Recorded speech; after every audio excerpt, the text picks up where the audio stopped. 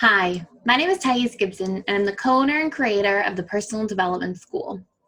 This is your daily breakthrough video, and in this video, I'm going to talk a little bit about how the fearful avoidant swings from anxious to avoidant, or basically activating to deactivating. And I'm going to talk about some of the root causes of why this happens, specific to the core wound that the fearful avoidant has of being disconnected. So before I dive into our material for today, we are still doing a sale to support our community. The coupon code is with you, all one word. It's 25% off membership bundle. So for 3 months, 6 months, 12 months, as well as single course purchases. And we have just released a course on communication scripts. And it's all about basically different scenarios you might be presented with. So like an anxious, preoccupied individual needing to communicate their needs to a dismissive avoidant, a fearful avoidant needing to communicate their needs for space or for closeness, all these different scenarios that are very common, and actual step-by-step frameworks to use to communicate, like what you would specifically say.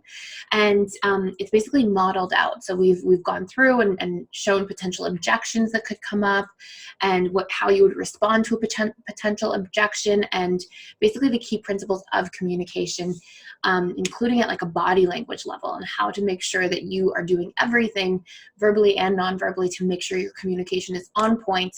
And I think this is one of the single most important things in a relationship period, is to have healthy and proper communication strategies and styles. So really excited about that course. And yeah, and so I will put a link for the with you code in this video, as well as in the description box below. And let's talk about the fearful avoidant and the wound of feeling disconnected, and really how that manifests in terms of shifting back and forth sort of from activating to deactivating. So this is something that I got asked from a member inside of the school. And it was all about like what the fearful avoidant feels and why they push their partner away when they are the ones feeling disconnected. And it's really interesting because it's something I see very often. And here's essentially like what's happening in the mind of a fearful avoidant relative to this pattern from what I've seen time and time again. And it's the fact that the fearful avoidant will feel disconnected, which is a wound. And usually that wound in childhood, or at the time that a fearful avoidant became fearful avoidant, usually disconnection also meant a lot of other things. Maybe not being safe, maybe not being seen, heard, understood, loved, these sorts of things. And let's just take like an example for a moment here, okay? We're gonna use the example of Amy. And this is somebody who, the name isn't actually Amy, I'm just renaming the person, but let's pretend this person's name is Amy. And this is a client of mine, and she had a mother who really struggled with substances, and who would go through sort of these long periods of time of sobriety, but then every, 6 months, 3 months, she would sort of go on these like benders for days and weeks at a time. And so Amy learned at a very young age, when her mother was going through this, Amy was about 6 years old, and she learned that, oh my gosh, when I can feel my mother being disconnected emotionally from me, because usually her mother was loving in sort of an enmeshed way, where Amy was sort of made to feel like she had to caretake for her mother's needs on a regular basis emotionally. But then when there was a disconnect and that emotional piece was missing, all of a sudden she knew, oh my gosh, mom is going through drug use again. She is like going to be disconnected, and I'm going to be unsafe. Mom's really unpredictable. She's going to, I hope she's okay. Is she going to survive? Am I going to survive? And it was really triggering for Amy. So this wound of disconnection relative to that like enmeshment usually contains other pieces or other wounds essentially interconnected to that core wounds at a subconscious level. And so part of the reason that fearful avoidants often crave connection so much and value it and value depth of connection so much is largely because they've made meaning at a subconscious level that goes, well, connection or transparency or depth of connection also equals safety, predictability. It is the attachment strategy, right? It's part of like, the anxious preoccupied learns their attachment strategy is to connect as much as possible to others. The dismissive avoidant learns to disconnect as much as possible from others and self-soothe. And the fearful avoidant learns, I'm going to be hyper attuned to others, and I'm going to get as much depth and transparency as possible, because then that is the only space I can find some predictability in. Okay, if I'm really attuned to mom as Amy, I know, like, oh, these are the patterns leading up to her drug use, or when she goes on these benders, these are the patterns of when she's coming out of it. These are the, and usually the fearful avoidant mind learns to really predict those things. And it can be a parent like that. It can also be just a lot of volatility in the home, a lot of fighting, arguing, all sorts of different things can cause fearful avoidant, especially the more sort of intense versions of a fearful avoidant individual. So fearful avoidant also learns that love or closeness equals enmeshment. And so what's often happening is all this time later, even years later, after somebody's left the home, even in somebody's 50s, 60s, you know, they've been through significant relationship milestones in their lives, what can take place is if these things haven't been reprogrammed, then what you will see is that the fearful avoidant can get into a dynamic where a disconnection starts happening in a relationship. Like, two parties are like not connecting as much as usual. Both people are busy. Maybe you have kids running around and it's been a busy month or chapter or season of a relationship.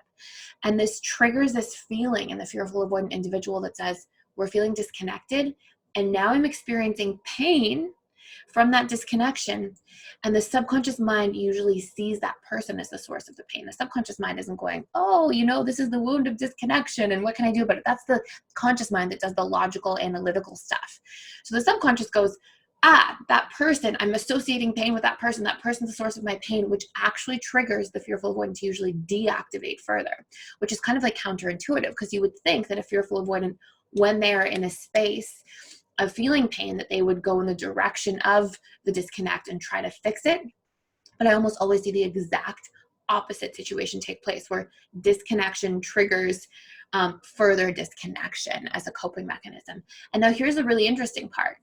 Then often what we see is that deactivation will take place, and then the fearful avoidant at some point in time, if they get some kind of emotional needs met from somewhere else, usually they go from a friend, from family members, from whatever it might be, usually they feel like, oh, my bucket's a little bit more filled.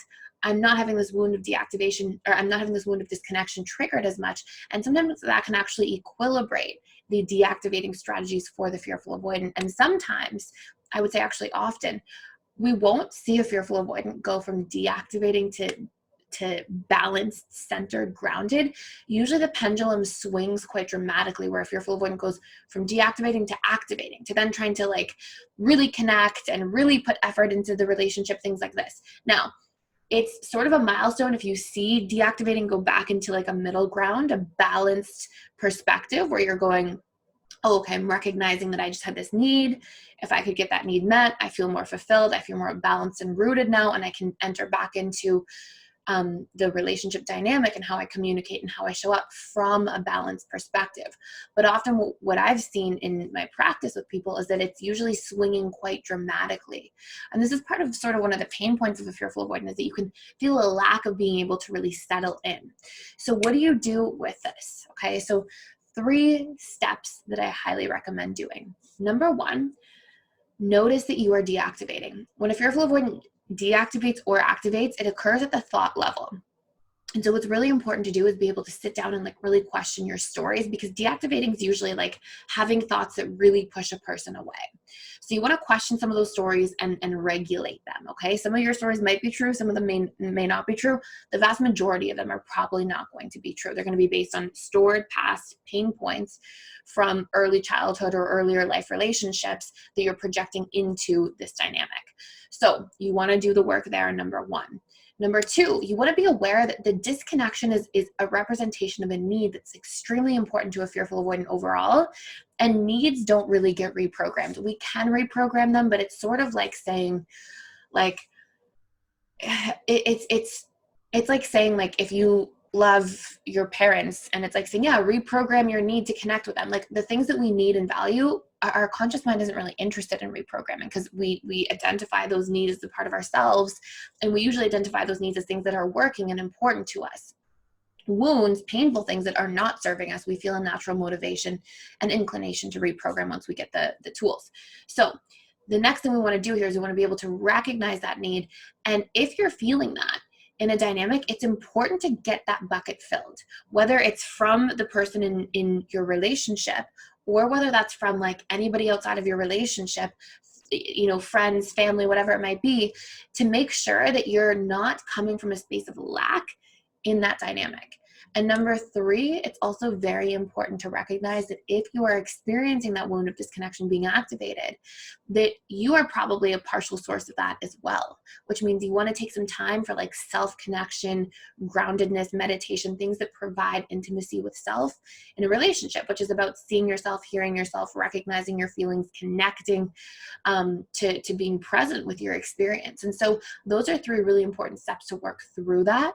But it's also very important and very valuable to actually do reprogramming work on that core wound itself. I am disconnected.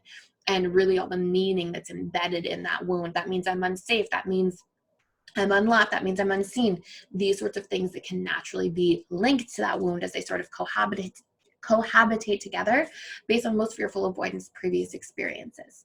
So I hope that all makes sense. We do have a really in-depth course on reprogramming. It's like 21 different tools for reprogramming, as well as a belief reprogramming and emotional mastery course, which is about establishing the relationship between your beliefs and thought patterns and your emotions, and actually doing that work and guiding through steps to like understand specifically what your core wounds are and how to work through them and break through them in a permanent way. So I highly recommend diving into that if you're interested. But that is it for today. Thank you so much for watching. Please like, share, and subscribe if you're getting a lot of value out of this channel, and I will see you in the next video.